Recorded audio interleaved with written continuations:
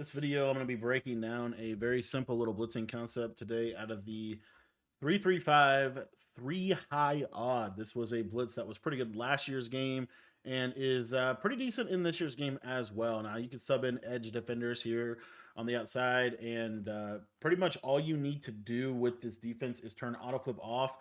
From there, I like to also disable my motion response, and this is out of the nickel 3-3-5 3 high odd. I'm using the 3-2-6 playbook. I believe that this formation is also in the 3-3-5 defensive playbook. And the play that I'm going to be using is the cover 6 Willie. And the reason why this cover 6 Willie is so good is because it has a crossfire type of blitzing angle. That is what's going to make this a really, really good defense. So all you're going to do is you're going to put this guy into a vert hook, shade underneath, and then you're going to put a cloud flat on this outside player, and you're pretty much good to go. If you want to take the safety in the back, you can put him in a middle third if you want to. I really like to deep half this outside corner, but you don't have to do that necessarily. And then the only other thing is I like to pinch my D-line. The reason I like to pinch my D-line is I like the blitz angles to kind of be crashing out to the outside. This is a very passive, four-man rush. I like to stand about right in this area so that I can kind of pull the guard to the right.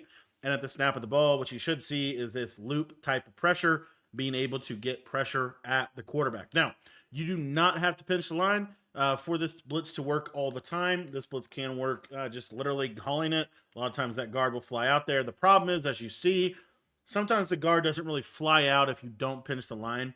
Another thing that I like to do if you're having trouble getting the splits to come in, go ahead and QB contain. And the reason why is just because the QB contain will oftentimes be able to pull this guard out a little bit more, as you kind of see. And unfortunately, there, I don't know what just happened with that defensive tackle. He kind of took a weird blitz angle.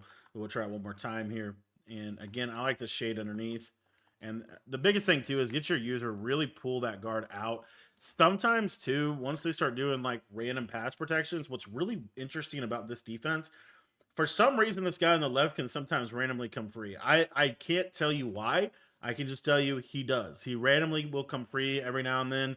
Another thing you can also do is if you want to get more down here with your user, that also is just helpful for pulling the guy out.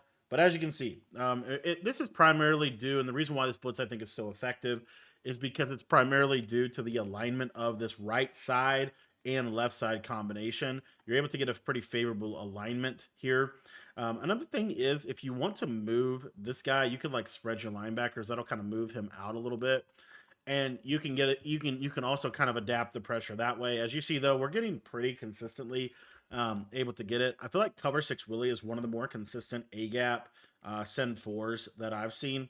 If you are going to manually move him, that's totally fine. As you'll see here, not terrible if you manually move him. Again, though, as you're noticing, if I don't pinch that defensive line, I feel like it's nowhere near. I just don't feel like it's as good.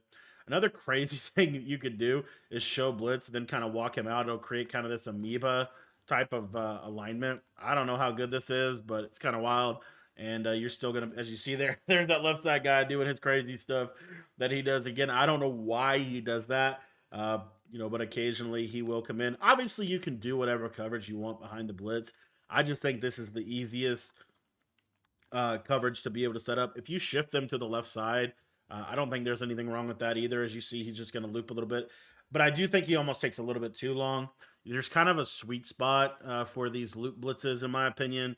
And I feel like it's really like you could even bring him like down in this area a little bit. And this might even make it a little bit faster. We'll see if it's able to come in. And you see there, we're getting a little bit more of a disengage. But again, there is a totally a sweet spot. I think in general, if it was up to me, I honestly feel like just leave him right where he is and then just pinch your D-line is probably the best case scenario. And you see there that little pass off. Again, if they pick up the looper, I feel like a lot of times you get this guy on the left side coming in free. So anyway, this is a college football specific loop.